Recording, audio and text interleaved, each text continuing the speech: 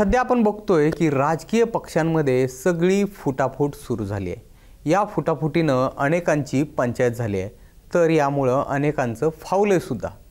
या फुटाफुटीनं काही लोकसभा मतदारसंघातील लढती फार म्हणजे फारच इंटरेस्टिंग होणार असल्याचं दिसून येते।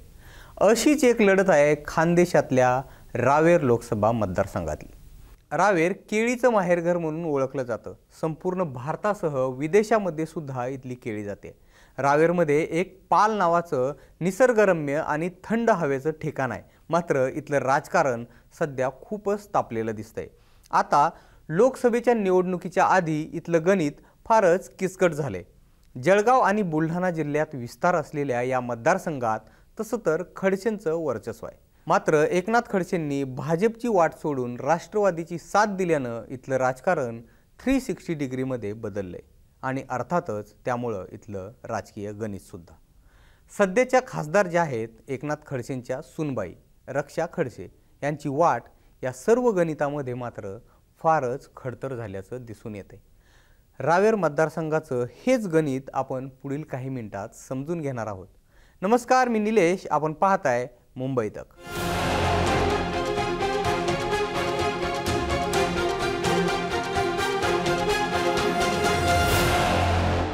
2008 साली म्हणजे अवघ्या 3 टर्म आधी रावेर लोकसभा मतदारसंघ निर्माण करण्यात आलाय। मतदारसंघामध्ये सध्या जळगाव जिल्ह्यातले 5 आणि बुलढाणा जिल्ह्यामधील 1 असे 6 विधानसभा मतदारसंघ आहेत। मोठा ऐतिहासिक वारसा असलेला हा भाग। रावेर म्हटलं की संत मुक्ताईची आठवण आल्याशिवाय राहत नाही। देशातील मोठं रेल्वे यार्ड, महर्षी व्यासांचं मंदिर, तापी वाघूर नदीचं सानिध्य लाभल्यानं केळीच्या पिकाची बहरलेली बागायती शेती ही रावेर लोकसभा मतदारसंघाची खास वैशिष्ट्य। शेतकरी, व्यापारी, नोकरदारांच्या दृष्टीनं अत्यंत महत्त्वाचा असणारा रावेर लोकसभा मतदारसंघ कायमच दुर्लक्षित असल्याचं बोललं जातंय। केळी उत्पादन हाच इथला मुख्य शेती व्यवसाय, मात्र केळीला मिळणाऱ्या भावामुळं शेतकरी तसा आनंदी नसतोच। केळी प्रक्रिया उद्योग देखील इथं म्हणावे तसे आलेले दिसून येत नाहीत। जवळपास या मतदारसंघामध्ये 70% ग्रामीण भागामध्ये मतदार राहतो, तर 30% मतदार हा शहरी भागात राहतो। चोपडा, यावल, मुक्ताईनगर या शहरांचा मनावा तसा विकास झालेला दिसून येत नाही। इथलं मुख्य पीक केळी आणि त्याकरता लागणारी वाहतूक व्यवस्था आज देखील कोलमडलेली दिसून येते। आता या मतदारसंघाचा भौगोलिक जो स्ट्रक्चर आहे ते आपण बघूयात। रावेर मतदारसंघामध्ये सध्या जळगाव जिल्ह्यातील 5 आणि बुलढाणा जिल्ह्यामधील 1 असे एकूण 6 विधानसभा मतदारसंघ आहेत। जळगाव जिल्ह्यातले चोपडा, रावेर, भुसावळ, जामनेर, मुक्ताईनगर हे 5 विधानसभा मतदारसंघ, तर बुलढाणा जिल्ह्यातला मलकापूर विधानसभा मतदारसंघ असे 6 विधानसभा मतदारसंघ मिळून रावेर हा लोकसभा मतदारसंघ 2008 साली तयार करण्यात आला। विधानसभा मतदारसंघांनिहाय जर आपण विचार केला तर भुसावळ मतदारसंघात भाजपचे आमदार आहेत संजय सावकारे, अर्थातच त्यांचा तिथं प्रभाव आहे। जामनेरमध्ये अर्थातच जे संकटमोचक अशी ज्यांची प्रतिमा आहे ते मंत्री गिरीश महाजन यांचा चांगला प्रभाव आहे। तर मुक्ताईनगर हा एकनाथ खडसेंचा मतदारसंघ, मात्र गेल्या वेळी त्यांच्या कन्येला तिथं पराभव स्वीकारावा लागला। या मतदारसंघात सध्याचे आमदार चंद्रकांत पाटील यांचा सुद्धा प्रभाव आहे। इकडं चोपडा मतदारसंघात जर आपण आलो तर जगदीश वळवी, चंद्रकांत बारेला, आमदार लता सोनवणे यांचा प्रभाव या मतदारसंघ क्षेत्रामध्ये दिसून येतोय।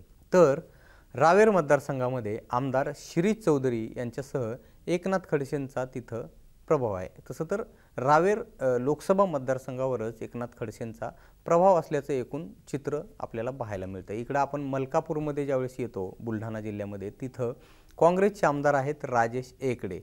असं असलं तरी तिथं भाजपचा सुद्धा चांगलाच प्रभाव आहे।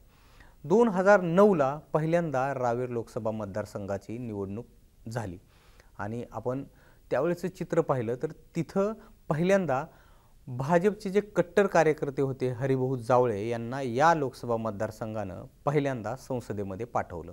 त्यानंतर 2014ला मात्र एकनाथ खडसे यांच्या सुनबाई रक्षा खडसे यांना अचानकपणे जावळेंचं तिकीट कापत संधी देण्यात आली। एकनाथ खडसेंनी त्यावेळेस आपली पूर्ण ताकद पणाला लावली आणि जावळेंचा पत्ता कापत सुनबाईंच्या पदरात लोकसभेचं तिकीट टाकलं। अपेक्षेप्रमाणे रक्षा खडसेंनी त्यावेळी राष्ट्रवादीचे उमेदवार मनीष जैन यांचा 3 लाखांहून अधिक मतांनी पराभव केला आणि लोकसभा गाठली। त्यानंतर अर्थातच मोदी लाटेत 2019ला पुन्हा रक्षा खडसेंना भाजपनं संधी दिली। यावेळी त्यांच्यासमोर काँग्रेसमध्ये असलेले त्यावेळी डॉक्टर उल्हास पाटील यांचं आव्हान होतं। उल्हास पाटलांना देखील रक्षा खडसेंनी 3-1 लाखांच्या मताच्या अंतरानं हरवलं आणि पुन्हा एकदा त्या लोकसभेमध्ये गेल्या। सुरुवातीपासूनच आपण बघतोय भाजपच्या ताब्यात असलेल्या या मतदारसंघातलं आताचं चित्र जर आपण बघितलं तर 360 डिग्रीमध्ये हे चित्र बदलल्याचं दिसून येते। आता तुम्ही म्हणाल की हे चित्र का बदलले? कारण आता भाजपसोबत एकनाथ खडसे नाही आहेत। या मतदारसंघात खडसे फॅक्टर अत्यंत महत्त्वाचा आहे। कित्येक वर्ष भाजप उभा करण्यात घालवलेले ज्येष्ठ नेते एकनाथ खडसेंनी ऑक्टोबर 2020 मध्ये फडणवीस, महाजन आणि एकूणच भाजपमधल्या काही नेत्यांवर सडकून टीका करत भाजपला रामराम ठोकला आणि शरद पवारांची साथ धरली। एकनाथ खडसे हे उत्तर महाराष्ट्रातलं मोठं नेतृत्व आहे। गोपीनाथ मुंडेंनंतर राज्यातील ओबीसी समाजाचा एक राज्यव्यापी चेहरा म्हणून त्यांच्याकडे पाहिलं जायचं किंवा पाहिलं जाते। जळगाव जिल्ह्यात लेवा पाटील समाज मोठ्या संख्येने आहे। हा समाज देखील मोठ्या संख्येने खडसेंच्या पाठीशी उभा राहिल्याचं दिसून येते। आता परिस्थिती काहीशी बदलली आहे आणि लेवा पाटील समाज विखुरला गेल्याचं बोललं जाते। अशी मोठी ताकद असलेल्या एकनाथ खडसेंनी भाजप सोडल्यानंतर आताच्या ज्या खासदार आहेत रक्षा खडसे या मात्र भाजपमध्येच राहिल्या। सासरेबुवा एका पक्षात तर सुनबाई दुसऱ्या पक्षाच्या मंचावर अशी स्थिती जिल्ह्यानं पाहिली। राष्ट्रवादी काँग्रेस पक्ष एकनाथ खडसेंना रावेर मतदारसंघातून लोकसभेच्या रिंगणात उतरवण्याच्या तयारीत आहे। पक्षाचे प्रदेशाध्यक्ष जयंत पाटलांनी एकनाथ खडसेंना रावेर लोकसभेचा धनुष्यबाण तुम्ही उचला अशी गळ घातली होती। याला एकनाथ खडसेंनी अनुकूलता दर्शवलेली। मी लोकसभा निवडणूक लढवण्यास फारसा इच्छुक नाही, परंतु पक्षानं जबाबदारी सोपवल्यास मी ती जबाबदारी निभावेन असं खडसेंनी म्हटलं होतं। महाविकास आघाडीच्या जागा वाटपामध्ये रावेर लोकसभेची जागा राष्ट्रवादी काँग्रेस शरद पवार गटाला मिळावी म्हणून आम्ही प्रयत्न करतोय। ही जागा जर आम्हाला मिळाली तर उमेदवारीसाठी माझ्या नावाचा प्राधान्याने विचार करावा अशी विनंती पक्षाकडे केली आहे आणि पक्षानं पण मला ही निवडणूक लढावी यासाठी उत्सुक आहे असं एकनाथ खडसेंनी मागे सांगितलं होतं। दरम्यान रक्षा खडसे गेल्या 10 वर्षांपासून रावेर लोकसभेचं प्रतिनिधित्व करतायत।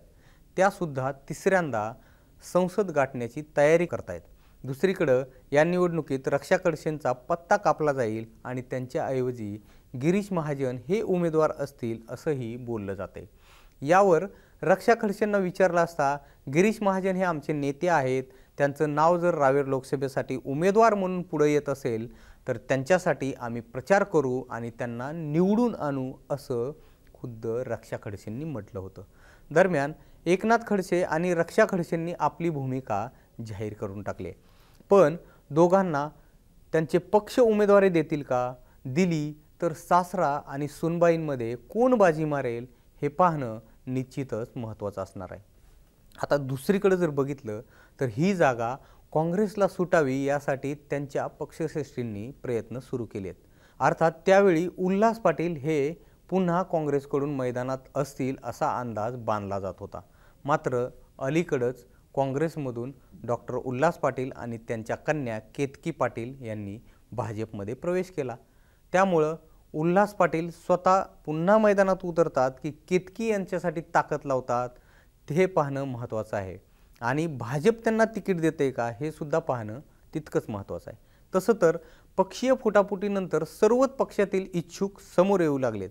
भाजपकडून विद्यमान खासदार रक्षा खडसे, जनार्दन महाराज आहेत, गिरीश महाजन, अमोल जावळे जे माजी खासदार हरिभाऊ जावळेंचे सुपुत्र आहेत, त्यांचं सुद्धा नाव चर्चेत आहेत आणि आता उल्हास पाटलांनी इथं प्रवेश केल्यानंतर त्यांचं आणि त्यांच्या मुलीचं नाव चर्चेत येत आहे। भाजप जर आपण बघितलं तर धक्कातंत्र वापरण्यामध्ये माहिर पक्ष मानला जातो। त्यामुळं ऐनवेळी कुणाचं नाव घोषित होईल यावर इथलं गणित अवलंबून असणार आहे। शिवसेना ठाकरे गटाकडून विष्णू भंगाळे, सुनील भंगाळे हे इच्छुक आहेत, तर राष्ट्रवादी शरद पवार गटाकडून अर्थातच एकनाथ खडसे यांचं नाव चर्चेत आहे। इथून रवींद्र भैया पाटील हे देखील इच्छुक आहेत। अजितदादा गटाचे विनोद तराळ, उमेश नेमाडे हे देखील रावेर लोकसभा लढवण्यास इच्छुक आहेत। तर शिंदे गटाकडून मात्र इथं अद्याप कुणीही दावा केलेला नाही। ओव्हरऑल जर सांगायचं झालं तर या मतदारसंघामध्ये भाजपचा वर्चस्व आहे, मात्र आता भाजपसोबत एकनाथ खडसे नाहीत।